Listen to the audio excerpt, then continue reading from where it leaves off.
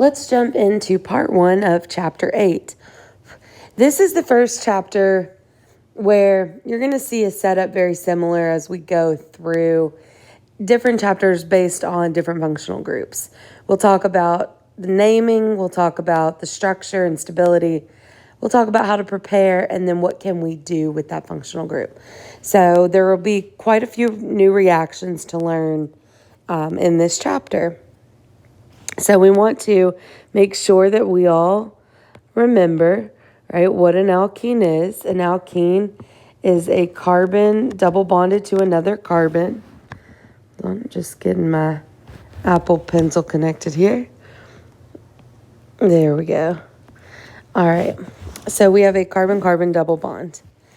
Now, we are going to be looking at addition reactions in this chapter. So this is the opposite of eliminations, right? We learned how to make an alkene in chapter 7 with elimination reactions, E1 and E2, where we took something with a beta hydrogen and a good leaving group, and we made an alkene.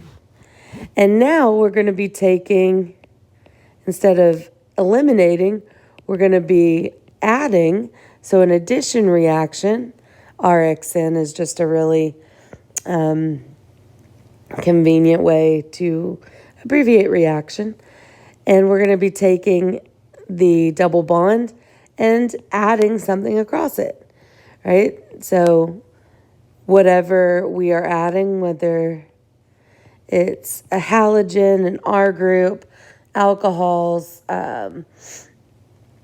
we're going to look at several different things we can add. So we will be taking our alkenes to alkanes. And this is just an overview. We are going to be adding halogens. We're going to be adding water across. We're going to be adding just hydrogen. Let's see. Adding halogens to both sides, adding halogens and an alcohol, and adding 2 alcohols. So that's what you can look forward to throughout chapter 8. The pi bond, if you recall, is nucleophilic, right? There is more electron density in a double bond, and so it can be attracted to something that's positive. So it can either act as a base or a nucleophile, much like the electron dense things we saw in chapter 7, right? And whether it is acting as a base or a nucleophile depends on what it's attacking, right? If it's picking up a proton, it's acting as a base. If it's attacking anything else, essentially, it's acting as a nucleophile. We are going to see these 2 common patterns a lot in this chapter. Now, anytime we get into a new functional group, we got to take a minute for Klein to let us know where they are found. Now, if there is a functional group that has a whole chapter in your general organic textbook, they're probably found in a lot of places. And so this is a really random selection of naturally occurring alkenes. They're all over the place. You see double bonds in all sorts of nature, in all sorts of places in nature, in pharmaceuticals and industry, etc. There's some cyclic alkenes as well. This one ought to look familiar. We might have extracted that in lab. Here's some more in industry and in pheromones.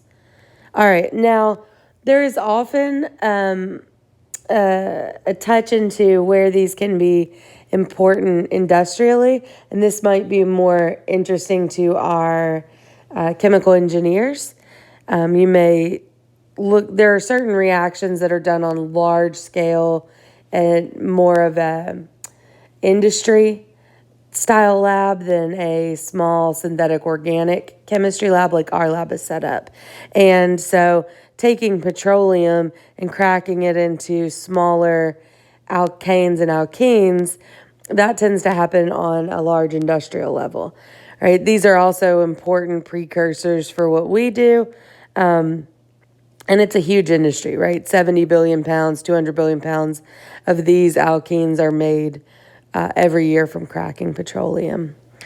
We're going to be interested in what we can do after that, right? We're going to be, again, looking at all the different functional groups that can be made from these double bonds.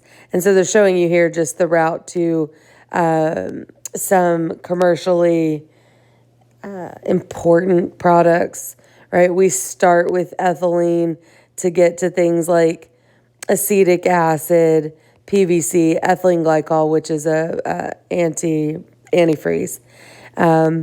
Polypropylene gives us a way into isopropanol, acetone, propylene glycol, another antifreeze. So a bunch of different commercially important products come from these very simple alkenes. Now, we want to talk about naming.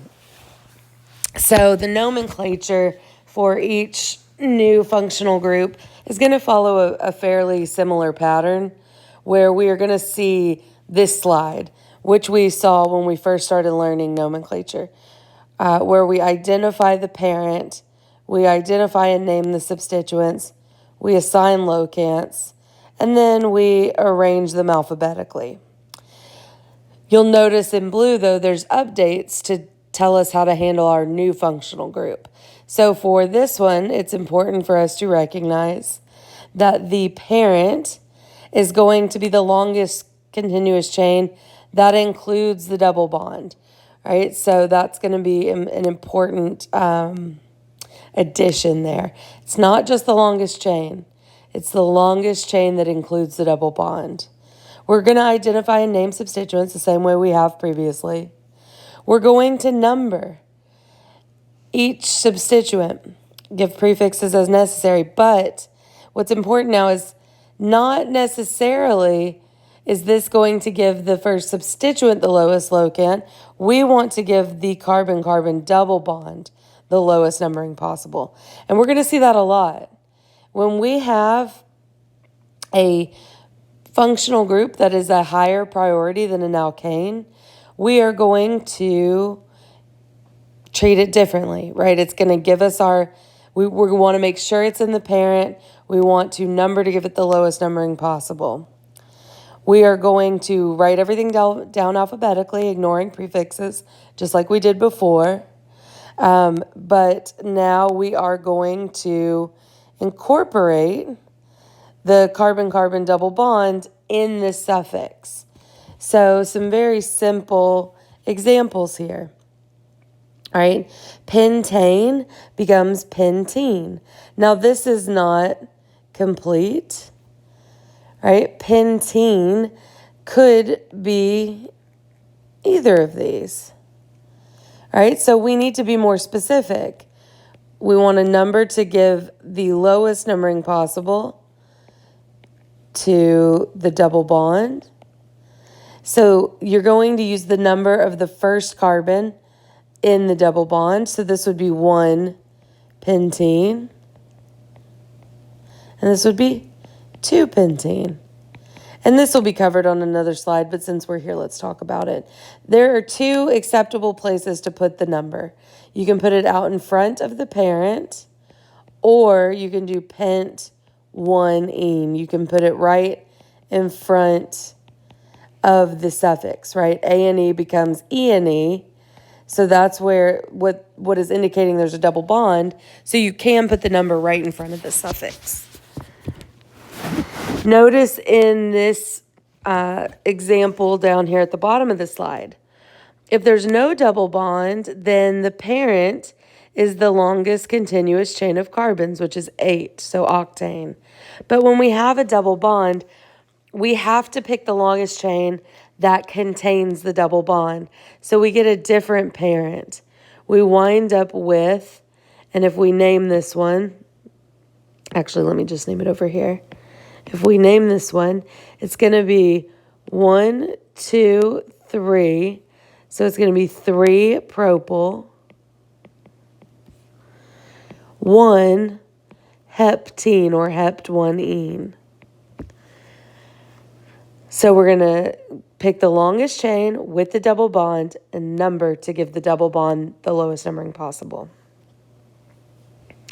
another example that is going to incorporate the numbering. Notice here, to give the lowest locants to the double bond gives a higher locant to the methyl substituents. That's okay, because we want to give the double bond the lowest number possible. So the correct name for this would be, let's see, 5, 5, 6. Each methyl group needs a number. There's 3 of them, so it's trimethyl. And then you name the parent 2-heptene or hept2ene. Right, there we go. So 5, 5, 6, trimethyl 2-heptene. And you can see the example, the name is here. You have both options with the 2 in front of the parent or the 2 within the parent, either way. Now, this is something that we skipped in chapter 5 that I said we would come back to. We have to also think about stereochemistry. Notice this right here. This name is not complete. So let's think about the difference here for a minute between this and this. These are both 5,5,6 trimethyl 2-heptene, but these are not the same, right? These are stereoisomers, diastereomers to be specific.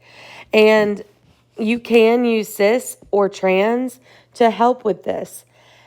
However, cis and trans does not always work. And so we're going to take a moment from looking at our slides to go over something that, if you want to read about, is covered in chapter 5. But let's look here at a carbon-carbon double bond.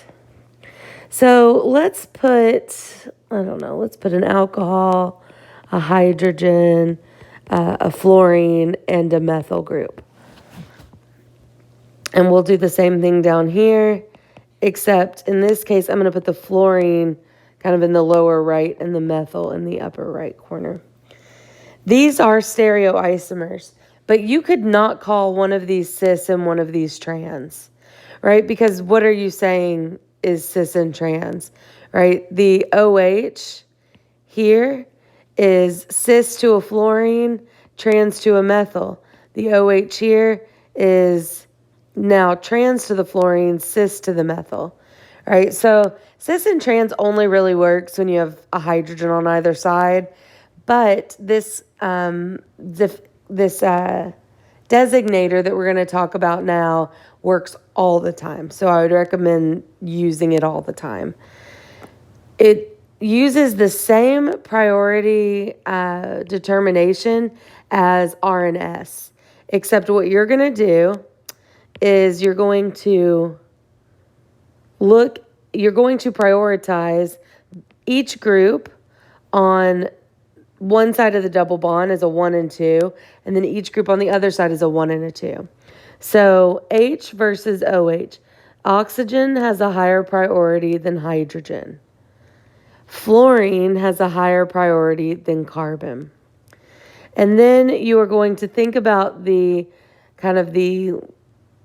line that is drawn by the double bond and look at where the first priorities are.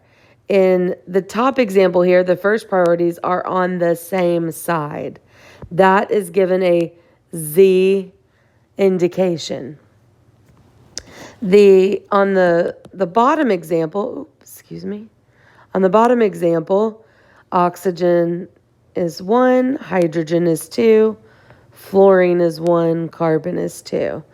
If we draw that same kind of center line here, the ones are on opposite sides. Opposites get an E determination. Now, this comes from the German for same and opposite, I believe. So if you know German, that might be helpful. I don't know German, and I'm not gonna try to say the words here.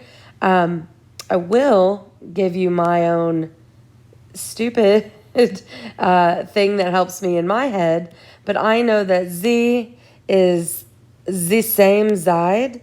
So Z kind of goes with a cis for the first priority. First priority. And then E is like trans for the first priority. E is also a vowel, and opposite starts with a vowel. These are things I've heard that help people. But you will frequently, when I am naming something, see me go, this is the same side, because it helps me, right? And even if something makes me sound silly, if it helps me, I will share it with you. And so if we go back to this example, and sometimes it can be helpful to put in the hydrogens, right? And then I'll draw my little line through my double bond. Carbon is higher priority than hydrogen. Carbon is higher priority than hydrogen. They are on opposite sides. So this is E. And just like R and S, you put it out in front unless you have multiples. And then you put the rest of the name. So the other option here would be Z. And then the rest of the name. So before we move on to the overview, let's do a little bit more nomenclature practice. So I want to show, let's do a couple of examples here.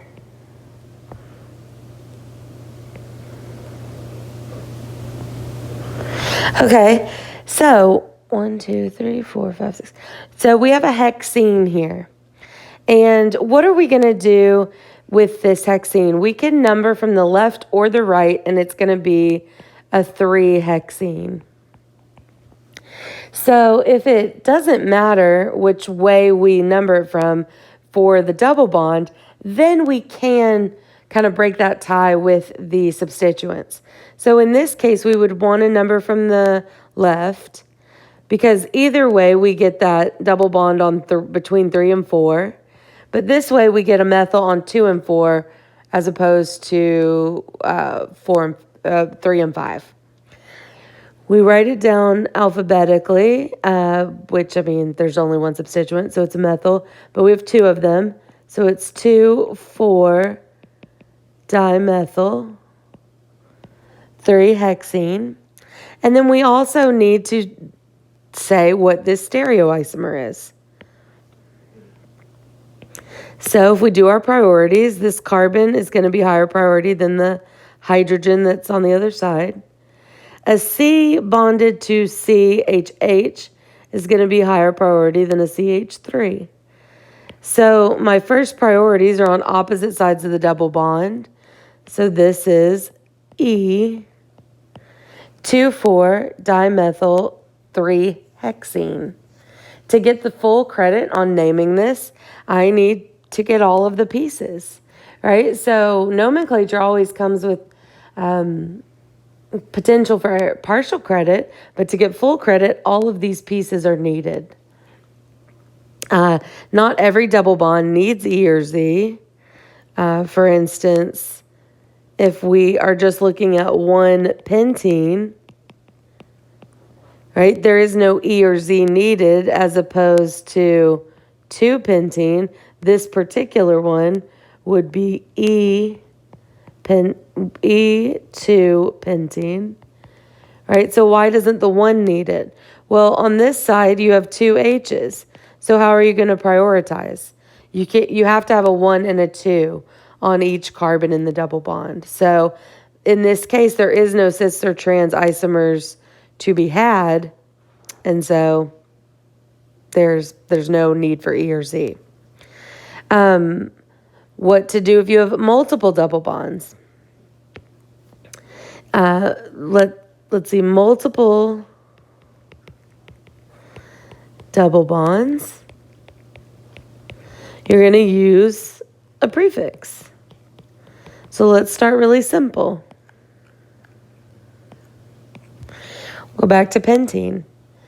This is 1, 2, 3, 4, 5. Whichever way you number, you get a 1 and a 4 double bond. This is a pentadiene. So for whatever reason, you get the A back when you put in a prefix. I am not super particular about that when I grade, but if you're typing something into your homework, it is important to spell things correctly. So this is a 1, 4 pentadiene. Or you could say penta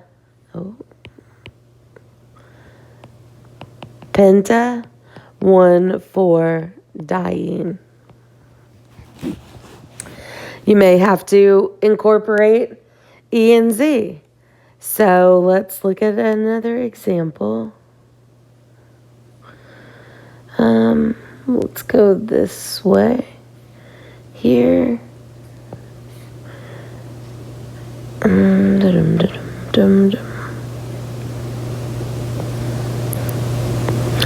Here we go. Here's a random example from my head.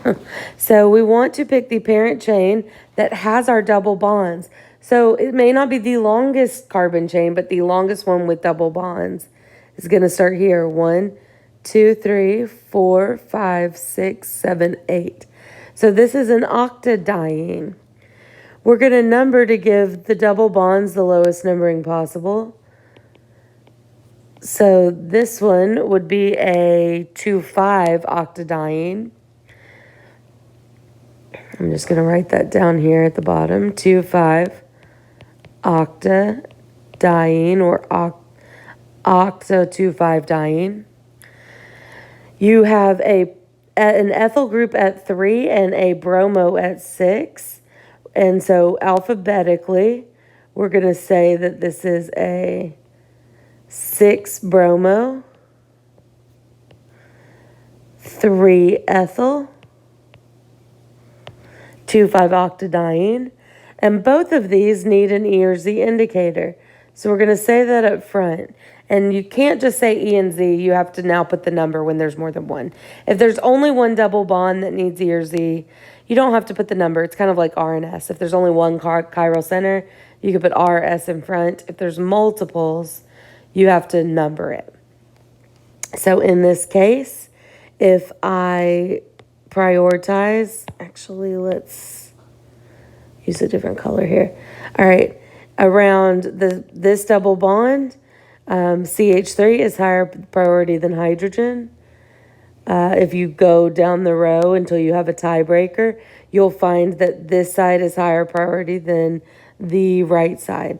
So our first priorities are on opposite sides. So that's going to be 2E.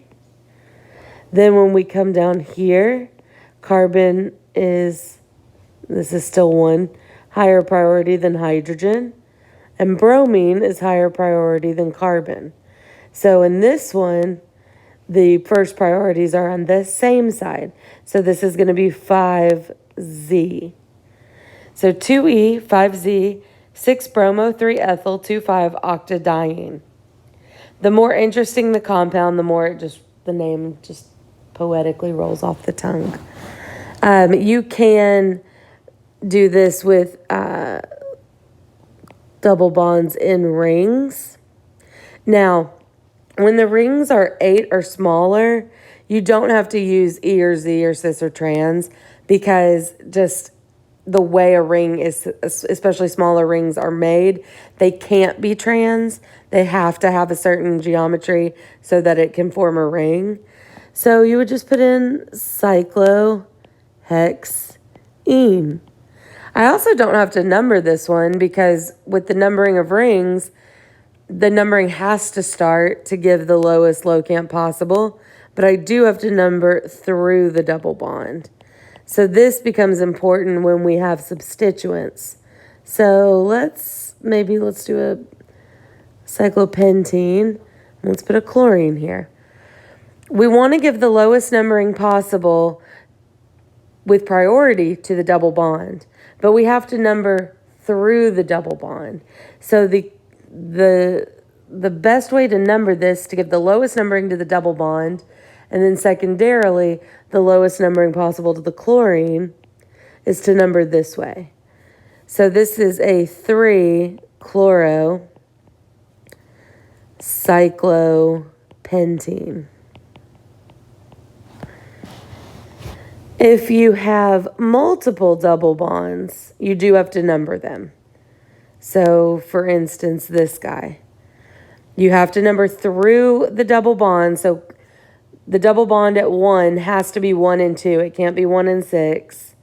So, this is 1,4-cyclohexadiene or cyclohexa-1,4-diene. You break ties the same way you would when you don't have a double bond, but you do have to give that preferential numbering to the double bond. So, for instance, let's say we had a bromine and a fluorine. Well, how do I want? Actually, no. Let me do it this way. Let's just put 2 bromines in here because it doesn't really matter. Excuse me. I still have to number to give the lowest numbering possible to my double bond, but to give the lowest numbers to the bromines, I'm still going to go counterclockwise because 3,5 would be better than 4,6. So this would be, let's see, 3,5 dibromo cyclohexene. It's really important that you practice, right? And so there's going to be practice in your homework. There's going to be practice on the practice exams I'll put up for you. But let me remind you of that Nomenclature 101 site. It's a great place for extra practice for naming. You can now add in alkenes, and I do believe there's an option for E and Z isomers as well. If you were following along thinking, oh yeah, nomenclature, pretty easy, still do a couple extra practice problems. It is very easy to lose points because there are so many little pieces when you are naming. Now, in the next video, we will get into our first reactions.